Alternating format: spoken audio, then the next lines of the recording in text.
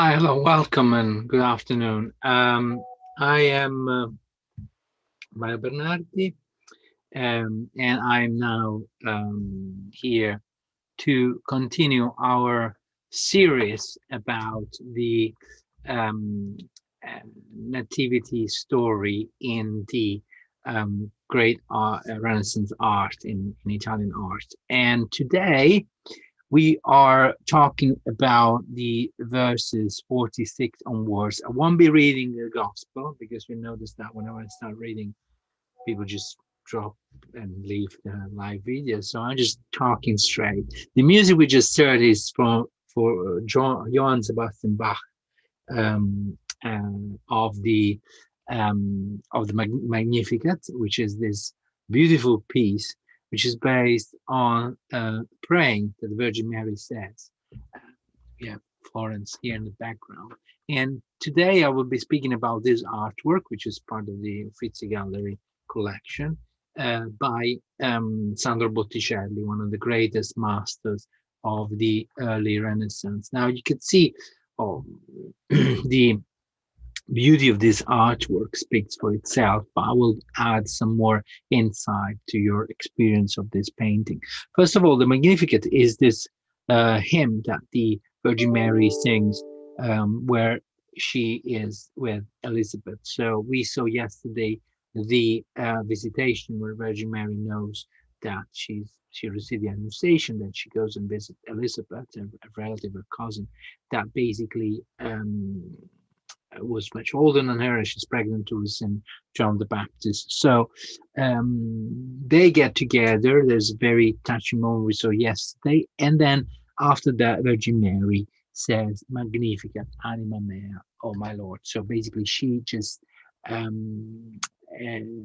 sings to the Lord to be, to she accepts to be a magnifier for the Lord's glory. The fact that the power of God through the Virgin Mary gets even bigger because she will be giving birth to the Son of God. Now, Sandro Botticelli was one of the greatest artists of Florence in the last quarter, last half of the 1400s. And in 1480, he was in Rome painting the Sistine Chapel with a group of other artists, Ghirlandaio, Perugino, many others.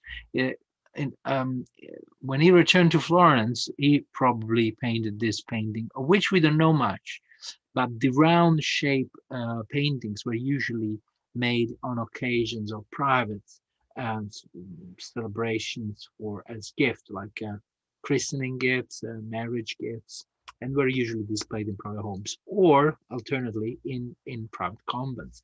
So this was acquired by the Uffizi collection in the 18th century, and so by then it's probably that the convent where originally was closed, and then all the artworks were privately sold. Anyway, we don't know much else about the story. The paint as this painting, but it was quite.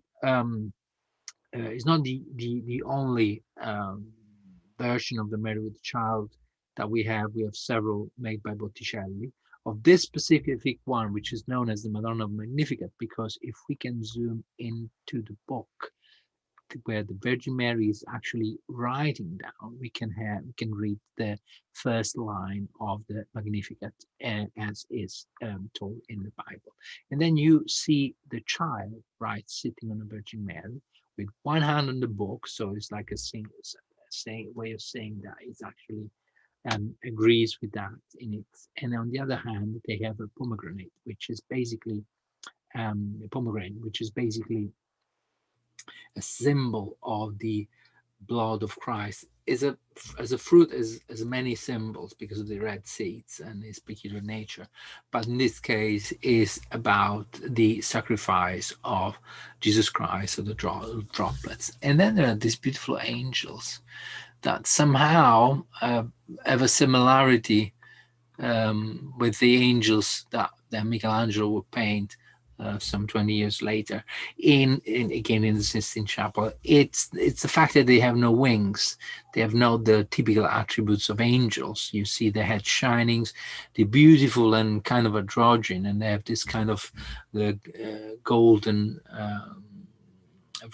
golden hair with all this beautiful abundance of golden refractions, and they're posing a gilded crown on the head of Virgin Mary. There's a golden light shining here, and there's this beautiful stone arch that separates this beautiful landscape at the back, of course, at Tuscany, quite a common view in Tuscany, from this quite intimate scene of the mother and the child that appear to have kind of a conversation between the two.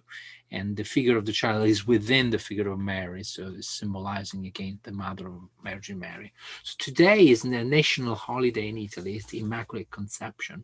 So I'll be speaking about Immaculate Conception in the next few days. And it's very important. A holiday is a very important belief, and it's the belief that the Virgin Mary was born without original sin, and so that's also is part of the explanation. Although at the time where the fresco was, where the painting was made, this is a temple on wood.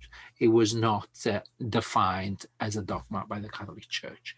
There are a few more elements. If you look, all the figures in here, they seem to have a kind of a conversation between the two.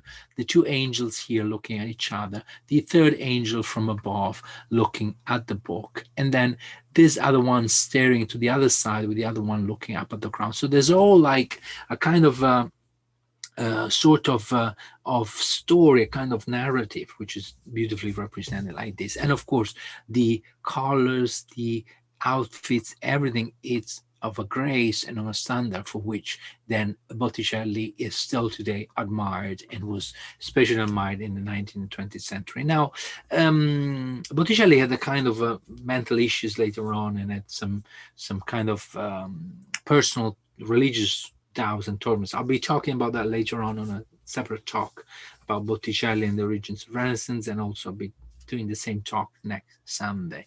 And then you can see the frame. It's a piece of art in itself, and many of these Renaissance artworks, they have these frames made for them specifically. In this case, there's even the decoration made of pine cones and more pomegranate and other fruits that kind of reconnect with the theme of the painting. Now, this painting is also known through several other copies, ancient copies, one of which is in the Louvre Museum, and another one is in the JP Morgan Library in New York City. So if you go there, there's a beautiful copy of that over there as well. Of course, this is the original one, the first one, and it's the most beautiful one.